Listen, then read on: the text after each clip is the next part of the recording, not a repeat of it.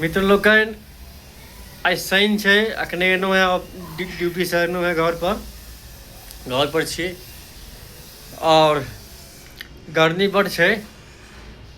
आब ओना जे छै से गर्मी बेसी छै आ काज सेहो छै। शनिके रातिमे हम बड़ काज करै छियै। कपड़ा तपड़ा धोनाइ जे रहैए हमरा सभके से शनिएके रातिमे हम सभटा काज निपटा दै छियै। जे एतऽ की छै ने कि हरियाणामे रवि दिनके दिन खनके लाइट बड्ड कटै छै। कभी एहन होइ छै जे पूरा दिन लाइन कटि जायत और पानिके लेल बड़ा समस्या भऽ जायत। ताहि दुआरे हमसभ शनिएके रातिमे जे काज रहल कपड़ा उपड़ा धोबाक छै सब कऽ लेलहुँ। तऽ आइ जे छै से खाना साढ़े साथे खाना बनतै, दालि भात आ कुल्हनी लऽ के एलियै, ओकर भुजिया बनतै। ठीक छै, कोशिश करब जे अपने सबके सेहो किछु देखेबाक कोशिश करब।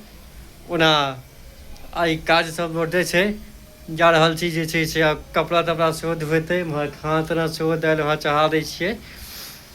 अपने सबके केना की हाल चाल अछि, केना की छै गर्मी तरमीके।